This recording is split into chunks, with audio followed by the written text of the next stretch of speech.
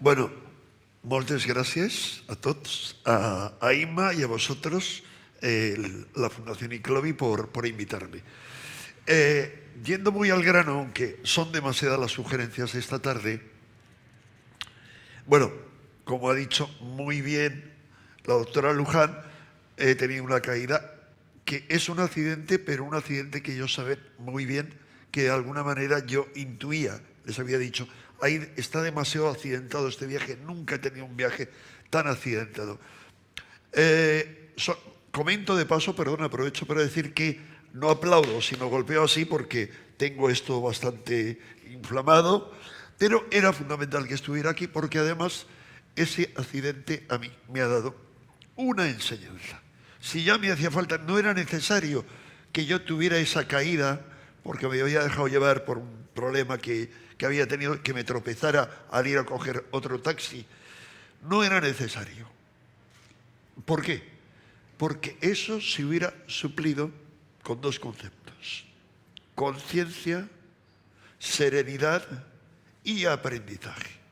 El hombre, el ser humano, es el único animal que tropieza 2 y más veces en la misma piedra. Eso me lo aplicó a mí.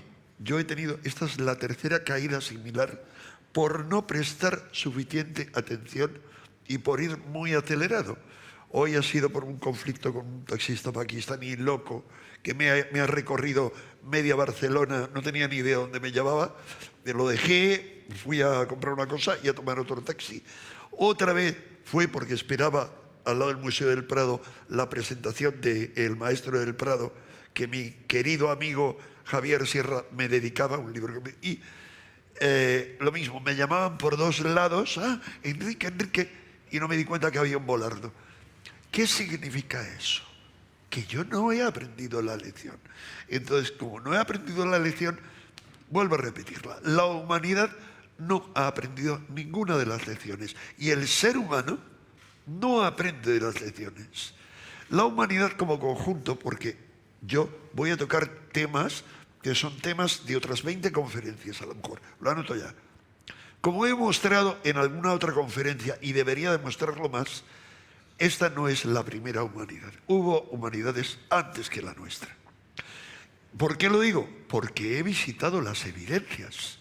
En Turquía están Göbekli Tepe, donde se ha encontrado esta semana pasada un monolito enorme de 3 metros, Karahan Tepe y otros sitios que no puede visitar cualquiera, que hace falta buscarte la vida como investigador, sociedades para visitar, y que son templos mínimo de 11.000 años de antigüedad. 10.500 demostradísimo por carbono 14. Como eso, hay otra docena de lugares, algunos de los cuales yo he visitado. Es decir, la humanidad se ha destruido una y otra vez. No tenemos más que ver la historia pasada. ¿Y cuál es el problema? Aquí tenemos el mismo problema y es no hacer el aprendizaje y volver a empezar de nuevo.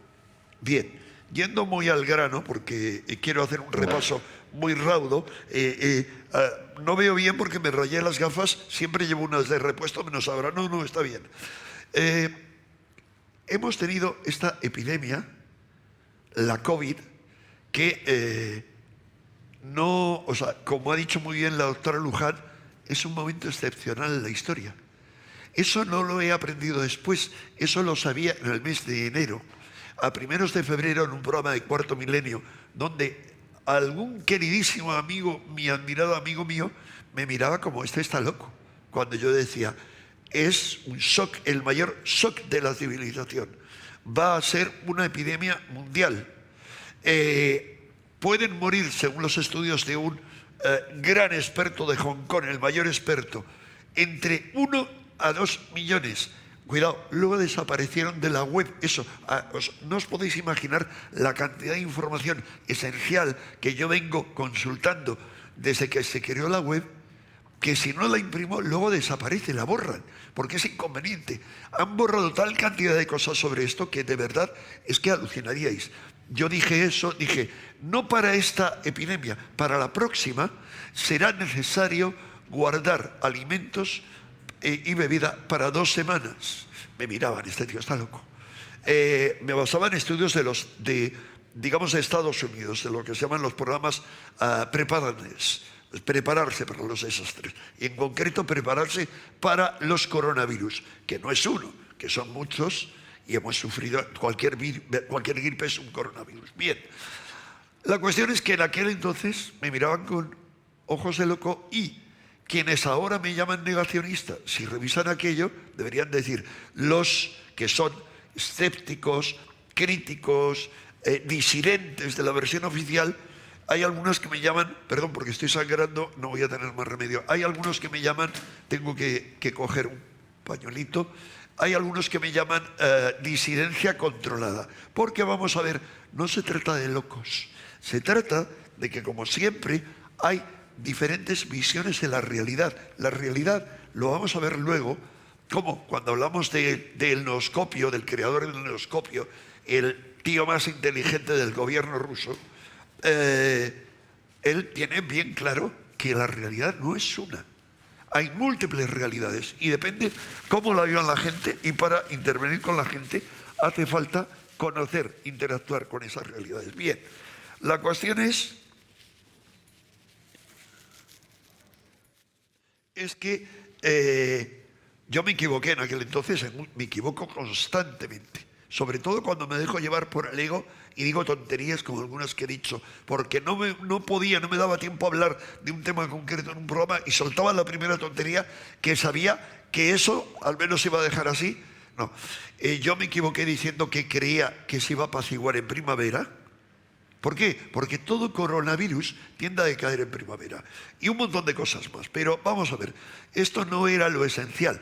Después, como vais a ver, ya veréis que hay razones por las que algunas me llaman negacionista. Absurdo, absurdo. Se ha mantenido desde el principio, existe un virus, sea cual sea su naturaleza, y va a ser más devastador de lo que piensan, y hace falta poner remedio ya, y lo dije claramente cuando toda la prensa, menos El Mundo en un artículo, toda lo negaba, los gobiernos lo negaban. Bien, con esto, ¿a qué vamos? No nos enteramos de lo que está pasando en el mundo.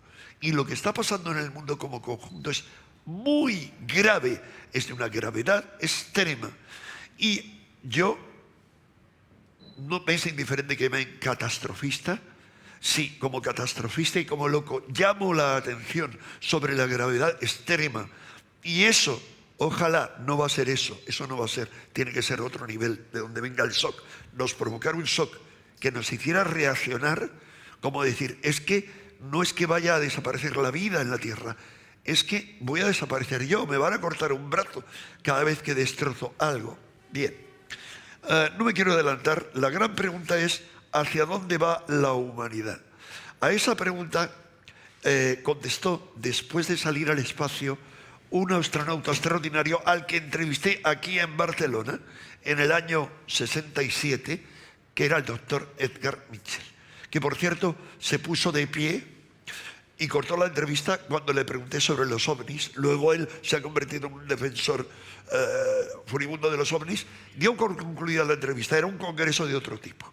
Bien, la cuestión es que el doctor Edgar Mitchell, al que he seguido mucho, posterior, ahí le tenemos a mano izquierda.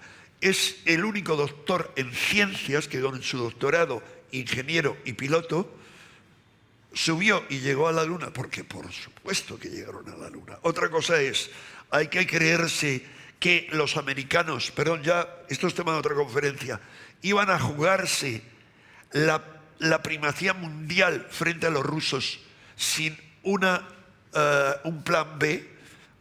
He estado con un realizador de cine y he hablado con muchos y han dicho, a nadie se le ocurre. En un programa de televisión, en Cuarto Milenio, que dedicamos al tema, antes del programa, fue la lección, hubo un desastre aterrador. Y dijo el realizador que apoyaba esa postura conmigo, es que lo que ha ocurrido, o sea, no se la van a jugar.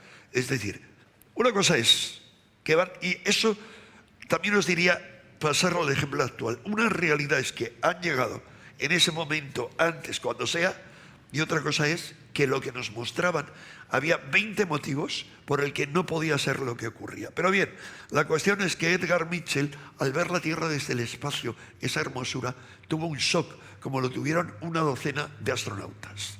Y Eso le llevó a una experiencia que él diría no ética, de transformación interior, de un cambio más allá de la mente. Y dijo, este hermoso planeta azul se va a destruir. Lo estamos destruyendo. Hablamos del año 70, 71. En el año 72, él crea el Instituto de Ciencias No Éticas. Ahí le tenemos ahí una descripción. La ventaja, yo he ido poniendo algunos titulares, es que no tengo que hablar tanto y cualquier amigo que vea esto y luego tendrá el vídeo puede pararlo en ese momento y leer la descripción acerca de cada tema. La cuestión es que él se planteó, tras hablar con muchísimos científicos, militares, expertos en todos los campos, que a la humanidad le quedaban solo 3 alternativas, en líneas generales. Alternativa 1, la destrucción de la civilización, algo que están avisando expertos en muchos campos. El caos y la destrucción. Ahí tenemos el ejemplo de uno de los muchos expertos, esto es muy reciente, de hace una semana. Como él, hay un centenar de expertos en diferentes campos que así lo han afirmado. Alternativa 2, crear un gobierno mundial benévolo que ponga remedio a la situación. Es decir, una dictadura encubierta, con un barniz democrático y con la exigencia mundial, crear eso como forma de supervivencia, impidiendo que cada país haga lo que le dé la gana y cada persona haga lo que le dé la gana. Claro, ¿qué ocurre? Los críticos dicen, eso es un nuevo orden mundial terrible. Quien sepa inglés, ahí puede ver lo que hacen los conspiranoicos, entre los que me incluyo. No olvidemos que yo, y eso está ultra documentado,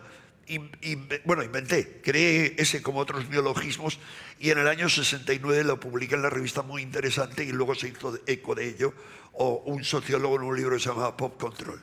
Y está reconocido por la Real Academia hasta que ya está en La Vanguardia, publicado La Vanguardia, menos mal. Para mí el periódico que más admiro, sobre todo la columna, Eso es así, que hacen Inma, Víctor, y perdón, el otro, es que a Víctor le conozco y admiro personalmente. Y el otro compañero es el gran referente. Bien, la cuestión es que, no me enrollo con eso, los conspiranoicos, unos más, otros menos, hablan, cuidado, el nuevo orden mundial que viene es terrible.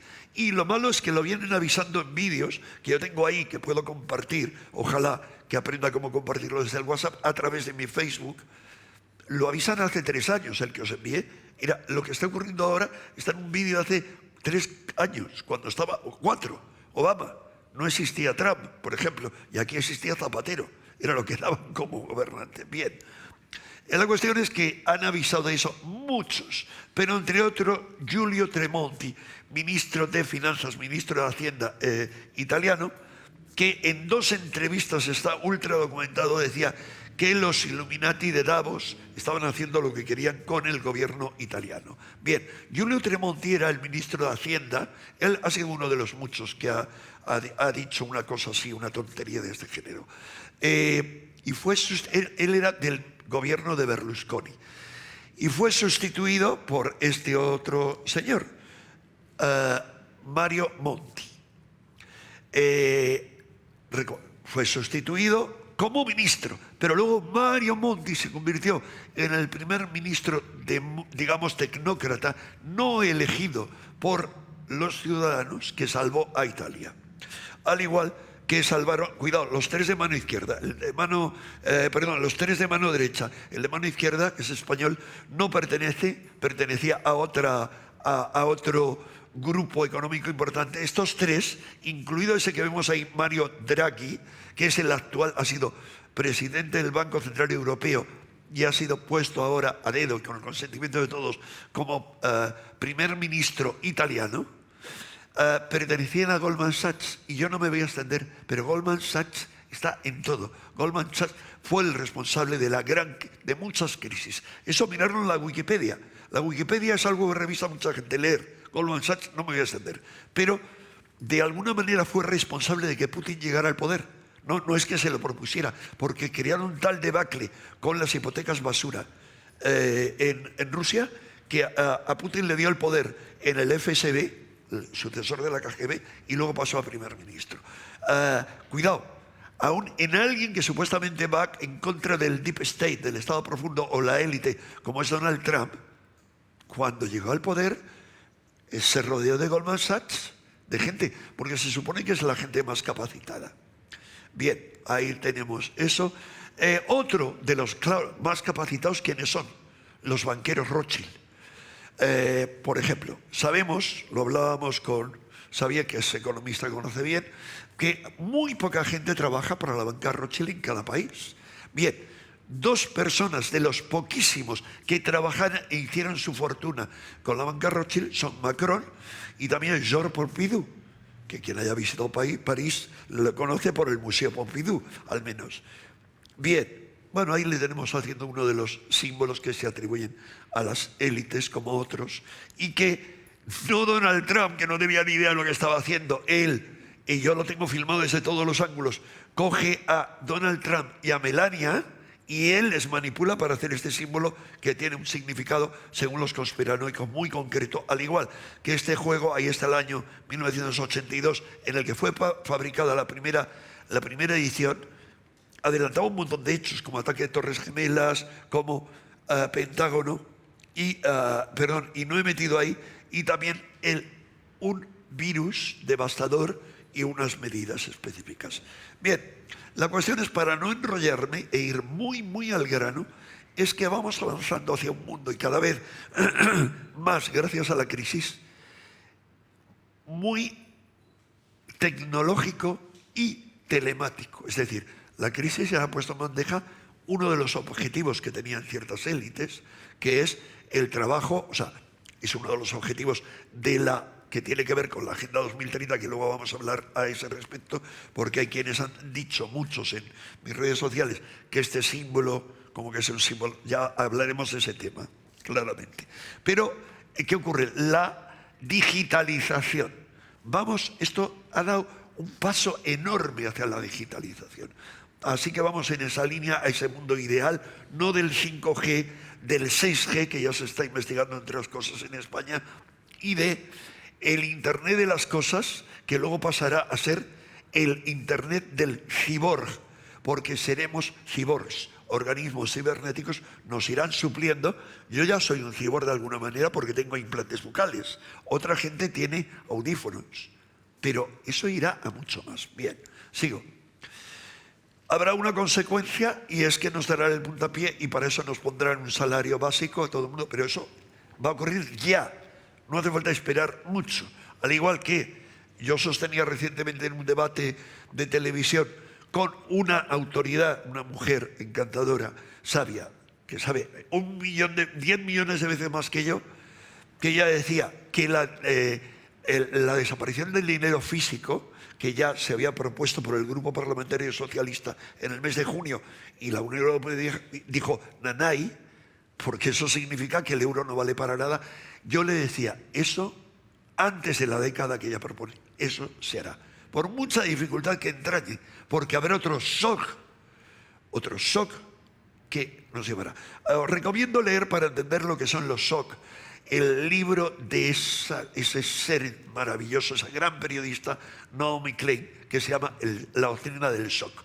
Cómo a través de un shock aprovechan un accidente natural, algo de cualquier tipo, o uno provocado, como era el golpe de estado de Pinochet, que es el que ella se basa, para, con ese shock, crean un impacto tal en la sociedad que aceptan medidas que resultarían inaceptables. Bien, seguimos. Habrá una lucha creciente, no va a ser tanto el robot como la mecanización y el control por muy poco de todos, y eso será. Y iremos hacia un mundo distópico, anunciado por esas distopías, y habrá jóvenes, y no tan jóvenes, pero sobre todo habrá jóvenes que reaccionarán y se rebelarán. Como el caso, se pone un ejemplo en la película Vendetta, ahí pongo el texto, ya lo leerán, pero recordemos, la película, a diferencia de la novela gráfica del cómic, todo estaba provocado por un virus lanzado por el gobierno para implantar una dictadura. Por supuesto, no digo que eso ocurra ahora bajo ningún concepto, solo digo qué tipo de intuiciones tenía. ¿Y qué ocurre? Que finalmente esa alternativa 2 no sería válida, porque nos dice Edgar Mitchell, primero, antes o después habrá rebeldes, habrá terroristas, podéis ver la serie Colony, por ejemplo, de los canales, donde se ve que hay resistentes y hay terroristas. Gente que les da lo mismo matarse o matar a sus compañeros con tal de frenar, de plantar la resistencia a los invasores que son ahí extraterrestres, con colaboradores en la Tierra. No importa, es un modelo. No valdrá eso y además, decía Mitchell, antes o después habrá algún gobierno pirata que lance una bomba sucia. Bueno, él no lo decía, decía que antes o después habría algo. Una bomba sucia, una bomba atómica, para conseguir sus fines y lleve a la civilización al caos. Alternativa 3, lo que él llamaba metanoia.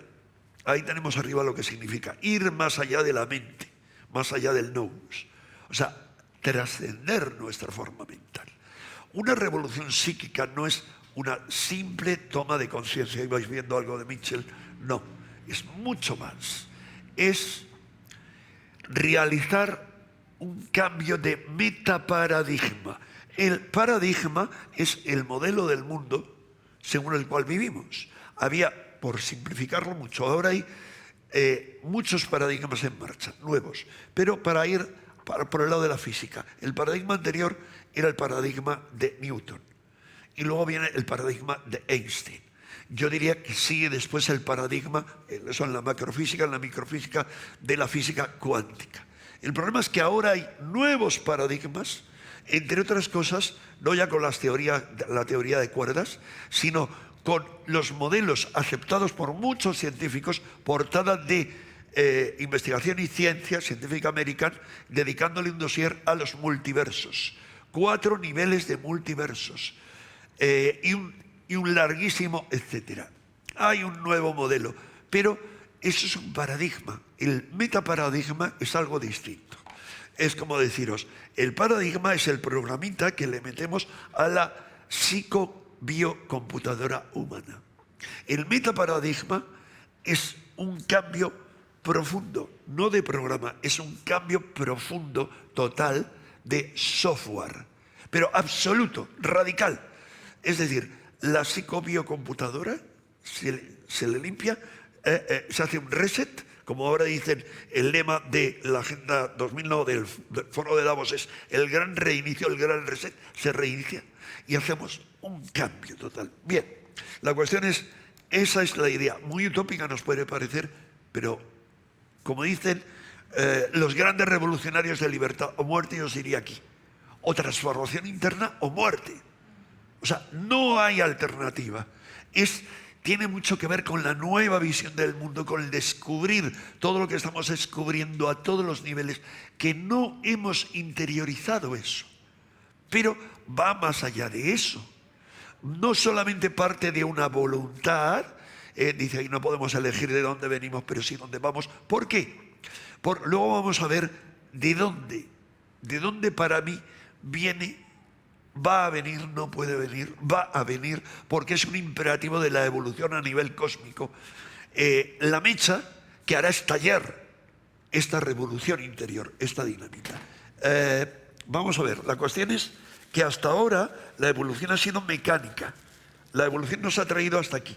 Pero ya ahora la evolución es puesta en manos del ser humano. Pero es puesta en manos del ser humano no solamente a nivel tecnológico, porque está claro que lo estamos haciendo, es súper evidente. En los años 70, comienzos de los 70, a mí me interesaba la revolución biológica y leía un libro de Gordon Taylor, uno de los grandes divulgadores, sobre la revolución biológica. Y yo sabía, cuando yo tenía 21 años, todo lo que venía. No intuía que iba a ser tan fuerte.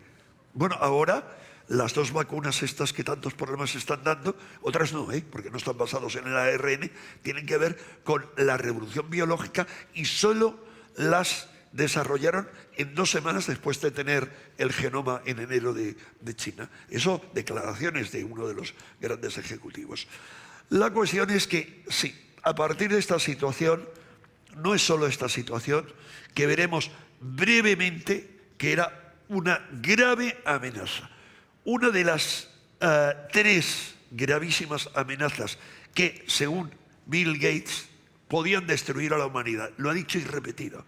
En el año 2005, en sus charlas de TED y en otros lugares, él hablaba de cómo un coronavirus de los muchos que hay, uno cualquiera, La gripe porcina, la gripe aviar, son coronavirus, el SARS-1, el MERS, y las gripes son coronavirus, que hay gente muy simple que parece que se ha descubierto el coronavirus. Bien, es uno de los muchos tipos de virus, al igual que está el filovirus, que es el que produce el ébola, por ejemplo, y otros tantos. Bien, él advertía de eso. ¿Qué ocurre?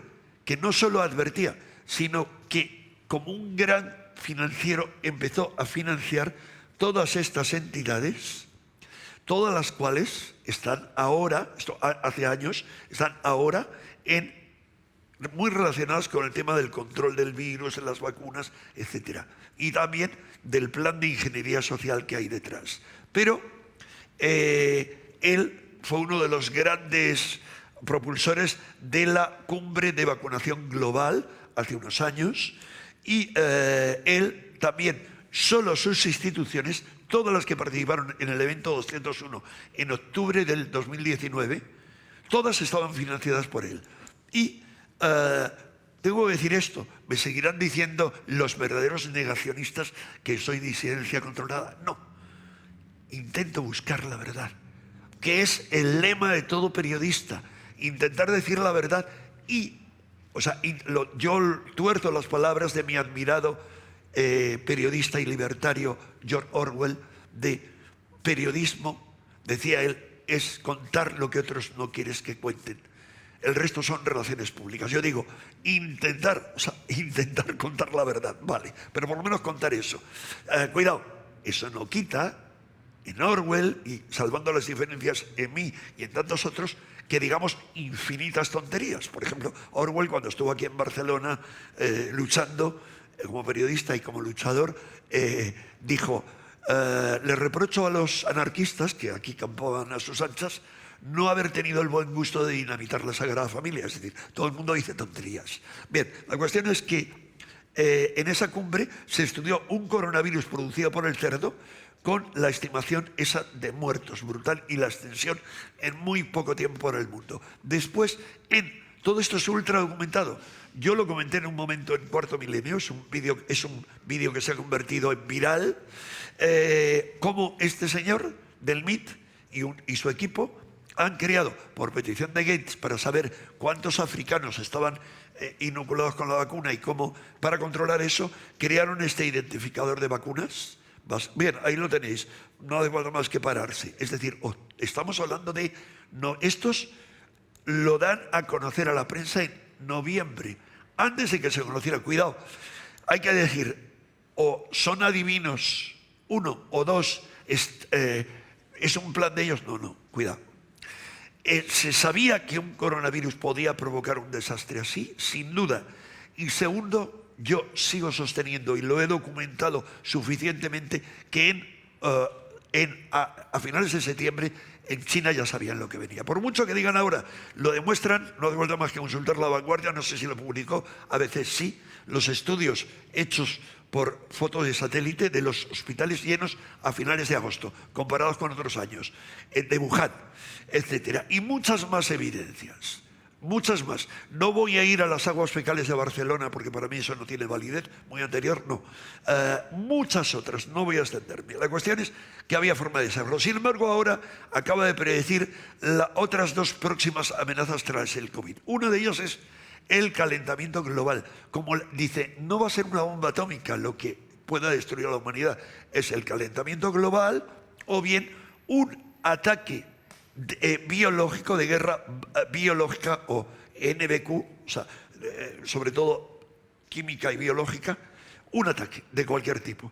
Y hay que decir que no faltan candidatos, desde terroristas que han estado jugando con eso, terroristas locos, además formados por alguien que se sabe dónde les han formado, cómo, etcétera, con un plan de ingeniería. Terroristas como ellos, o gente loca contra los que combaten los americanos, o gente loca de todo tipo, como los que hay en Estados Unidos en una guerra civil ya encubierta.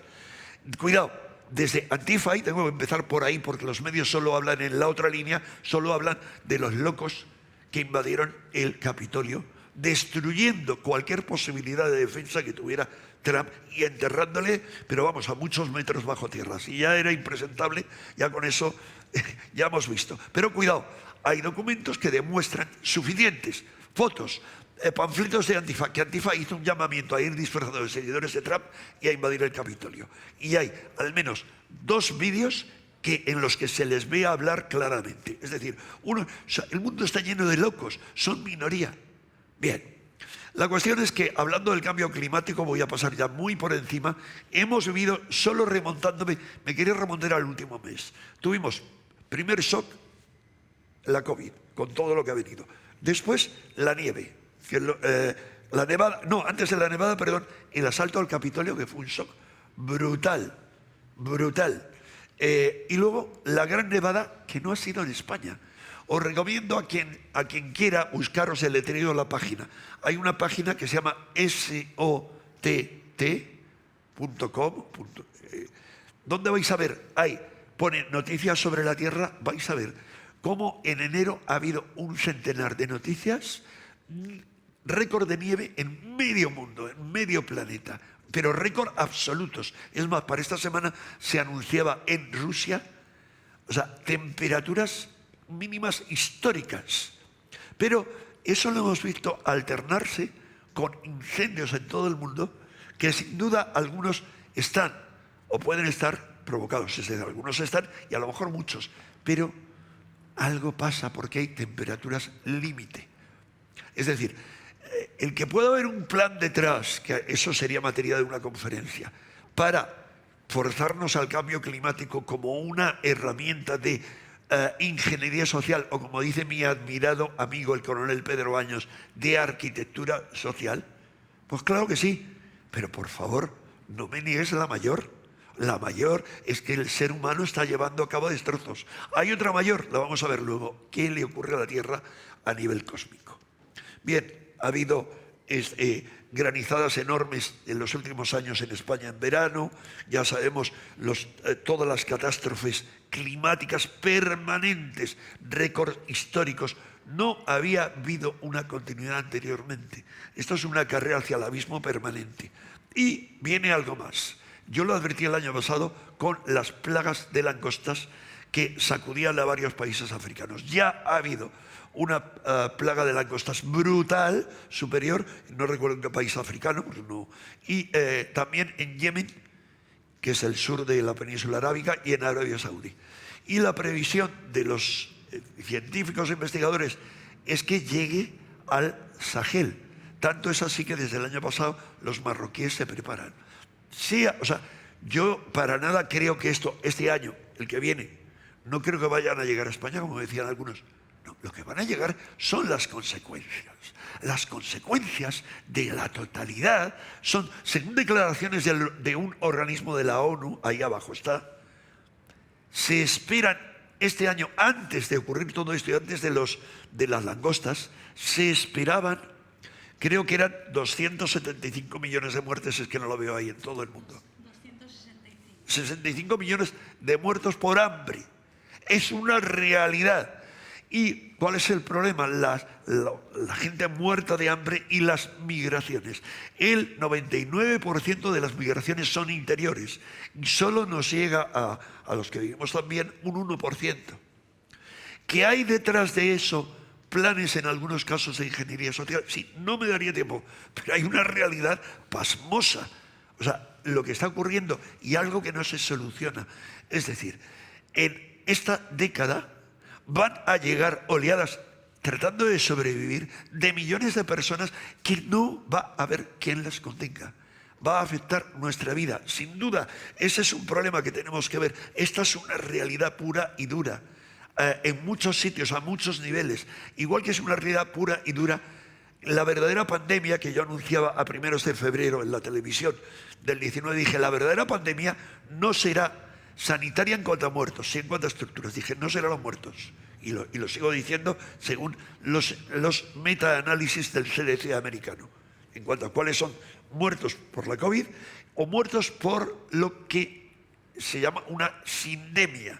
Una sindemia, a diferencia de la pandemia, es algo como es esto, sin discusión, donde hay una serie de factores que se unen y forman sinergia, que potencian. Es decir, factores no solamente la gripe, etcétera, sino falta de atención, sanitarios sobresaturados, no se atiende a los pacientes de cáncer, no se les da tratamiento y vamos a ir viendo muertes este año y los siguientes por falta de atención médica. Pero la sindemia, otro factor que forma sinergia, es el estado de pobreza. Cuando hemos hecho estudios, o se han hecho estudios en España, no hay que irse muy lejos, se ha visto en Madrid en concreto que los barrios más pobres, donde vivían más apretados los emigrantes, era donde había mayor porcentaje de contagios y también de muertos en cuanto a poblaciones no mayores. Otro factor de la sindemia fundamental, la falta de atención y el plan enloquecido y insensato con las residencias ha llevado a una verdadera masacre.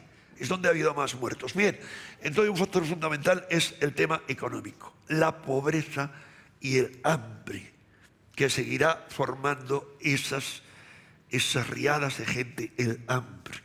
Será realmente el gran jinete del apocalipsis, no va a ser la COVID, será el hambre y la miseria, con todo lo que conlleva, con todas las enfermedades. Todo esto había sido previsto en Estados Unidos en un informe que encargó este señor en los años... él lo controló, Rumsfeld lo controló después, pero fue encargado antes de George Bush, fue encargado en la administración de Clinton. Y luego cuando George Bush llega al poder es sobre las consecuencias del cambio climático y de la falta de agua, cómo llevará a guerras locales e internacionales y cómo se tienen que preparar Estados Unidos para eso. De verdad, alucinaríais si vierais los documentos públicos que hay sobre los planes de emergencia. Los hemos publicado en la revista Año Cero, portada, el plan zombie, que le llamamos así, no recuerdo cómo era. Ponían 8 modelos, 8 tipos de zombies y cuáles eran las consecuencias. Claro, ¿por qué decir zombie? Lo que no pueden decir es disidencia dentro del propio país como un enemigo. No puede, es decir, que hay una guerra civil con alguien que mantiene el poder. No pueden decir mesoamericanos, inmigrantes que vienen e invaden Estados Unidos. No pueden hablar de China o, por ejemplo, invadiendo Estados Unidos. Así que planteaban escenarios, es un informe oficial militar, con escenarios como la utilización de minonukes, minibombas nucleares, dentro del propio territorio americano. Esa es la perspectiva. Otro tema que ha ocurrido constantemente, terremotos. Lo de Granada era un chiste, pero un chiste. No os podéis imaginar la intensidad de los terremotos que ha habido en un montón de países. Cuidado, sobre todo en el cinturón de fuego que vamos a ver luego. Ahora, recordemos que 7 de los 20 terremotos más importantes que ha habido en la historia han tenido lugar desde el año 2004 para ahora. El de 2004 era ese maremoto de la Navidad del 2004 en el Pacífico.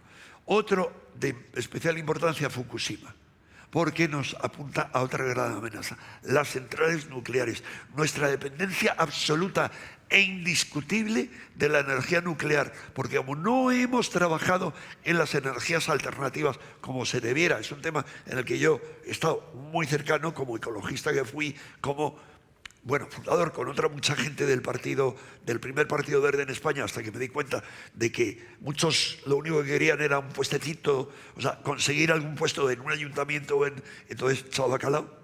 La cuestión es que, ¿qué ocurre? Que en aquel entonces, hablo de los años 80, sí había posibilidad de haber hecho algo, no se hizo. Ahora nos encontramos con ese problema multiplicado por 1000, porque hay muchísimas centrales nucleares. En todo ese cinturón de fuego se están produciendo terremotos y volcanes. Ha habido 12 volcanes en ignición últimamente. ¿Y cuál es el problema? Que podrá llegar un supervolcán como es el de Yellowstone u otros, que si entran en ignición y uno dice, si ocurre cada 800.000 años ya le toca, pero bueno, será ahora o dentro de 50.000 años. Cuidado. El problema es que la Tierra, vemos, está pasando por un proceso en el que se admite todo. Bien, para frenar el tema del clima se han desarrollado proyectos como HARP y como el proyecto ruso Sura, de control del clima, que los conspiranoicos han dicho que era un tema de manipulación del clima, incluso de control mental. Vale, lo dejo ahí. Al igual que han dicho lo mismo de los chemtrails, que según la inmensa mayoría de la gente es algo que no existe. Hombre, yo los llevo viendo, observando, estudiando, etcétera, en la zona donde vivo, zona norte de Madrid, junto a los pantanos, desde finales de los años 90. Pero es que ahora ya han aparecido, porque lo que ofrece Gates, que sabe mucho, y otros científicos que trabajan para él, es que la geoingeniería es la única forma de solución para el problema. Los chemtrails, que son mirarlo, geoingeniería, ver en Wikipedia, buscar en inglés, en español, porque cambian de repente y veréis cómo hay un avión soltando esos chorros. Y se está haciendo, se ha hecho en Madrid al menos, en España se está haciendo. Bien, la cuestión es que otro procedimiento es lo que él pretende para tapar el sol y que el sol no nos afecte. Creo que no sabe lo que hace, porque hay demasiados científicos que apuntan a que vamos hacia una mini glaciación. Es decir, el tema del cambio climático es una realidad. El calentamiento global no, es relativo. Y lo mismo que habrá calentamiento, puede haber enfriamiento global. Ya no me quiero entretener en cuanto al sol, solamente había la predicción hace unos días de una próxima tormenta solar. Los ciclos del sol, que ahí vemos cada cuánto se dan, están enloquecidos. A partir del ciclo que estaba previsto para 2012 y que no se realizó, del máximo solar, estamos que no sabemos dónde vamos. Y es algo brutal. Os muestro ahí una llamarada, la llamarada del día, creo que, no lo veo bien, sí, del día de San Valentín en Estados Unidos. Qué pena, porque aquí no se ve la erupción. Es que esto en teoría, en el original, pero como la he mandado a través de WeTransfer, se ha perdido. Es un vídeo donde se ve la llamarada brutal en comparación con la Tierra. Eso llega aquí, si llega aquí, nos protegen un montón de factores. Pero si es geoefectiva, no solo produce las auroras boreales, sino que puede producir un blackout. O sea, no solo destruir los satélites de comunicaciones, sobre todo, sino más allá. Puede producir un EPM, o sea, un pulso electromagnético, que deja fastidiar las telecomunicaciones, coches, todo, en una zona del planeta. Eso lo han estudiado organismos, lo están estudiando más que a fondo, y tienen planes muy específicos, organizaciones americanas como estas. En España el problema es que no se ha desarrollado. En Rusia, cada vez que hay una tormenta solar que se prevé, cierran todas las centrales nucleares. Eso nos dejaría sin comunicación, es lo mínimo. Es que nos dejaría sin agua corriente, que depende de todo eso, sin bancos, sin semáforos, sin coches. Sería un caos.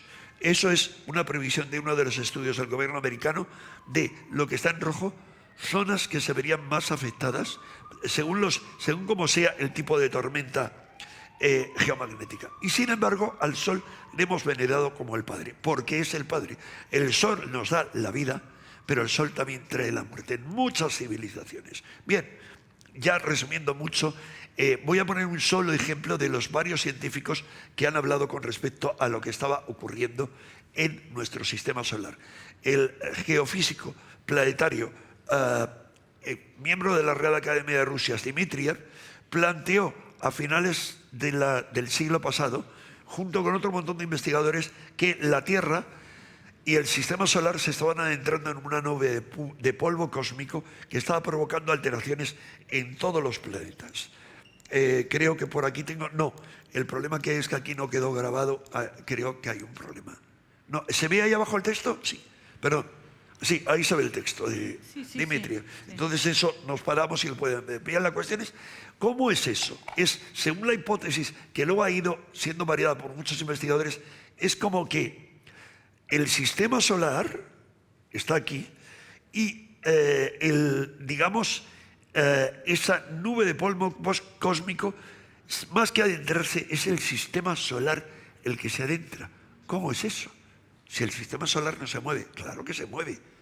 Se está moviendo en torno al centro del Sol, porque el Sol, nuestro Sol, gira en torno a otro punto central cada 26.000 años, que es lo que todas las antiguas civilizaciones, perdón, porque me he ido, todas las antiguas civilizaciones llamaban un gran ciclo, lo que llamaban el año platónico o el gran año, 25.000 y pico años, que dividiéndolo en 12 son las 12 eras zodiacales, que son estimaciones son virtuales, es decir, ahora es el traspaso que es muy virtual, no hay ninguna exactitud matemática en ello, ninguna, en el tránsito de Piscis a Acuario. Eso parece una cosa unos pocos locos, pero ha habido algunos científicos que le han dado enorme importancia, entre ellos Carl Gustav Jung, que hablaba de los grandes trastornos, que decía, por el traslado de los dioses arquetípicos desde Piscis a Acuario. Eso lo dice en su libro sobre cosas que se ven en el cielo. Bien, esto se corresponde al mismo tiempo a un gran año platónico a los 5 soles de lo que hablan todas las culturas mesoamericanas, no solo los mayas, muchos anteriores de ellos, que se componen de 5 periodos de 5.000 y pico años y que es lo que en los mayas se llama una cuenta larga dentro del calendario Tzolk'in. Pero muchas otras civilizaciones hablan de lo mismo, hablan de una edad de oro, una edad de plata, una edad de bronce y una edad de hierro. Según todas esas civilizaciones, todas, incluida la tradición más antigua, tradición greco-romana, hablan de que estamos en el final de la edad de hierro.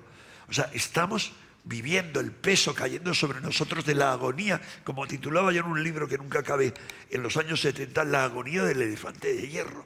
Nuestra civilización dispuesta a desplomarse sobre nosotros. O el final del Kali Yuga hindú, la era más oscura. Bien, si fuera cierto eso, y no hay duda de las anomalías que hay a nivel planetario, estamos asistiendo en esa página que os dije, SOTT, a constantes bolas de fuego permanentes. Nos amenazan esas bolas de fuego también. Y uno dice, ¿por qué no antes y no ahora? ¿Y por qué ahora? Porque ahora la NASA y otros quieren presupuesto. No, es que es otra realidad. Uno podría pensar, esto la NASA lo exagera para sacar dinero. No, es que es una cosa y la otra son reales. Bien, parte del tema de la guerra espacial tiene que ver con eso. La cuestión es que hacia dónde va la humanidad. Va la humanidad hacia el modelo que plantean las élites, que es hacia un ser posthumano, digamos, diseñado tecnológicamente. Cuando vemos, digamos, todas las grandes corrientes de la evolución, vemos que hay dos, pero voy a simplificarlo mucho. O sea, la radiación adaptativa, bueno, hay dos, pero yo lo voy a resumir, las dos grandes corrientes, en la necesidad de adaptación. Hay otro factor, uno, mutación, y mutaciones se está viendo ya no solo por la energía nuclear, sino por el sol, la radiación solar, por un montón de factores, y porque estamos siendo irradiados a todos los niveles por todo lo que nos rodea. Hoy mismo a mí me han irradiado para hacerme una radiografía, aquí, mínimo, pero la irradiación en la nevera irradia. Y perdón, eso produce mutaciones. Yo lamentablemente primero no tenía el conocimiento que ahora, segundo, estaba medio muerto de miedo en un programa de La Clave, que podréis ver, porque es el único que se ha colgado en YouTube, de los que intervine, donde hablábamos de la mutación, o como decía Calvin, la mutancia.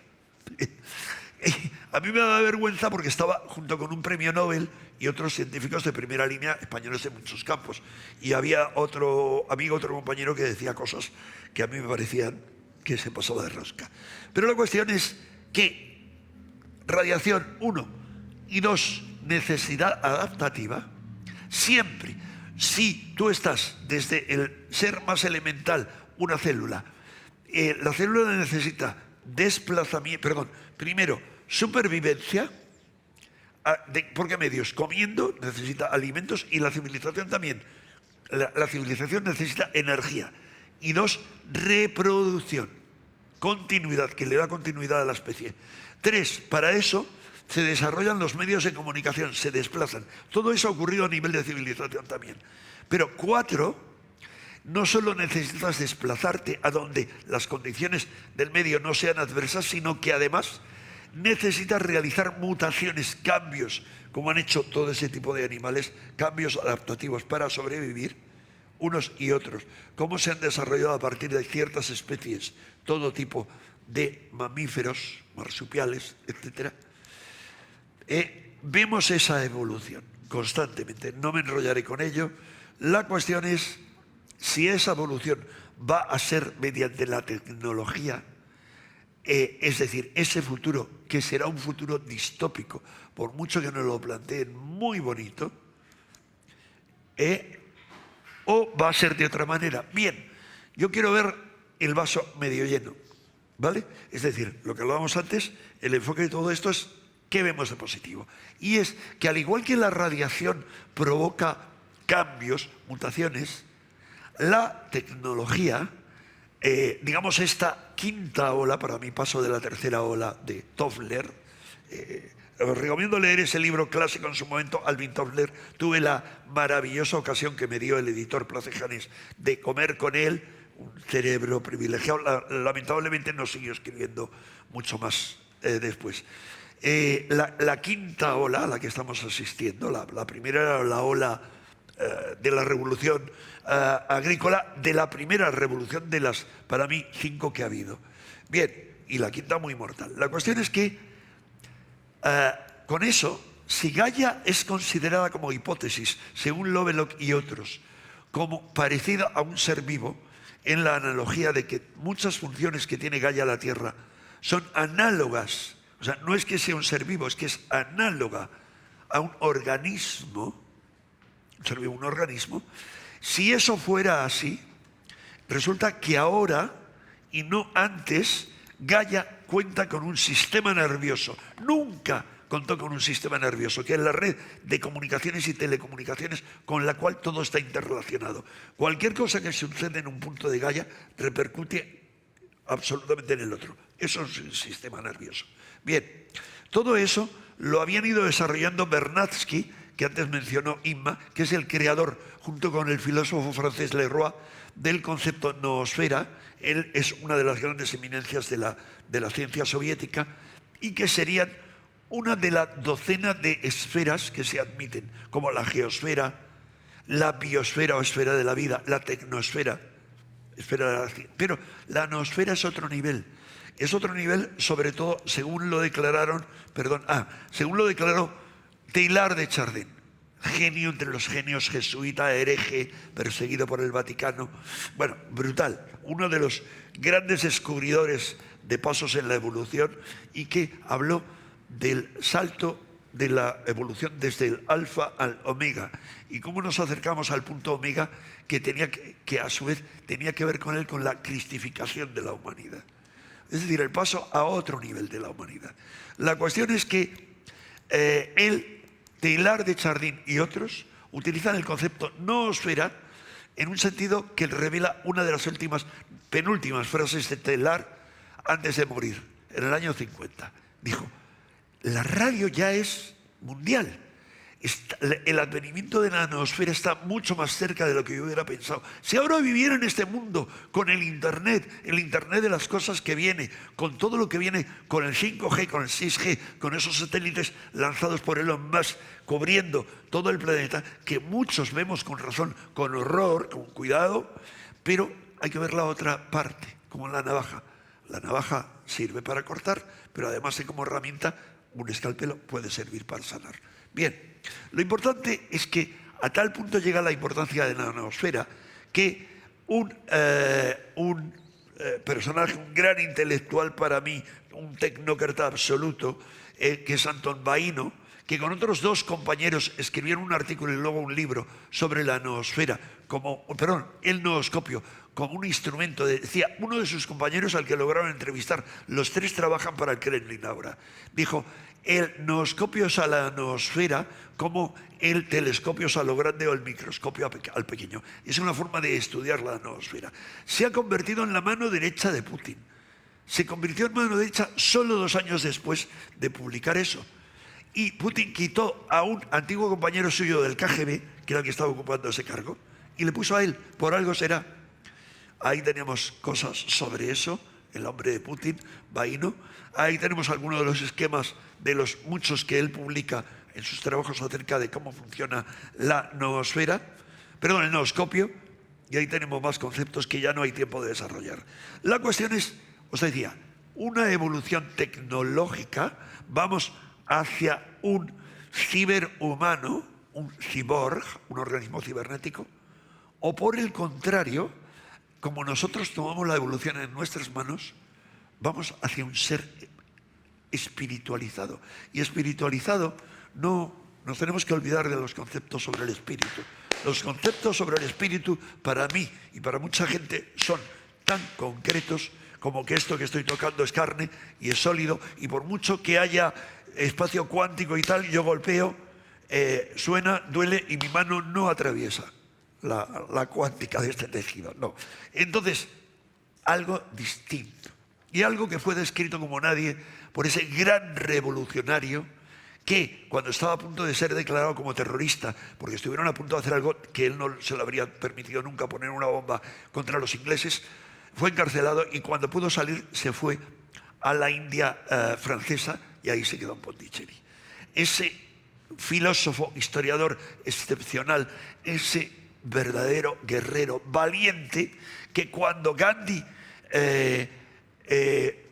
veía que su amigo Hitler, con el que se intercambiaba cartas increíbles de verdadero amor y admiración, cuando él decía dejar las armas, hay que ir contra los ingleses, el Aurobindo, que estaba condenado en Inglaterra, decía tomad las armas, hay que frenar al mal, esto es el mal contra la humanidad. Bien, ese hombre habló de los siguientes pasos en la evolución. No habló, los vivenció junto con Madre, que era una francesa, largo de contar, y junto con otros discípulos. Los vivenció a través del yoga celular y vio cómo lo que venía era algo que él llamaba la supermente, el descenso del plano supramental, y que nos llevaría a la poshominización de la que habla Taylor. El concepto del plano supramental no es posible desarrollarlo aquí. Solamente os diría que tiene analogías con lo que los gnósticos llamaban el descenso de la Sofía, o con lo que este gnóstico, que fue el autor del cuarto evangelio, es decir, el llamado evangelio de Juan, en su libro Apocalipsis habla de la Jerusalén celeste, capítulos 21 y 22 que cierran el libro. Ese es el significado del libro. No, Apocalipsis significa revelación, no catástrofe, no. Nueva, como dice el Apocalipsis, y habrá un nuevo cielo y una nueva tierra, y añado yo, y un hombre nuevo. Ese es el significado. ¿Se basa en una creencia? Sí, pero es una creencia que se puede experimentar. El gnóstico nunca hablaría de creencia, hablaría de experiencia. El gnóstico adquiere, gnósticos cualquiera, lo han sido los cátaros de una manera, los templarios, luego los rosacruces, pero la idea de la gnosis es experimentar, llevar a cabo la experiencia. Y desde ahí se tiene otra comprensión. Solo desde la experiencia y la reiteración, que no tenemos en este mundo, pero hay que conseguir en la experiencia, la materialización, y con la ayuda de ese plano, yo estoy hablando, sí, alguien dirá de una utopía. Yo digo, vale, para mí tan real como la distopía que otros nos plantean. Solo así se llegaría a ese salto. Basta que el salto evolutivo lo lleven a cabo muy pocas personas para que se expanda. O sea, eso es así. Y eso llegará por lo que se llama el efecto del centésimo mono, o por el tema de una olla en ebullición. La empezamos a calentar y cuando llega a los 99 grados empieza a surgir vapor. O sea, el agua que antes había podido ser un estado sólido, hielo, luego era líquida, de repente a partir de los 100 grados se transforma y pasa a gaseoso. Hasta que no alcanza los 100, ahí la olla tiembla. Esto es una posibilidad futura. Yo digo, es la posibilidad futura, pero claro, porque yo no me puedo dejar rendir, porque no me puedo rendir. Habría tirado la toalla, no voy a tirar la toalla.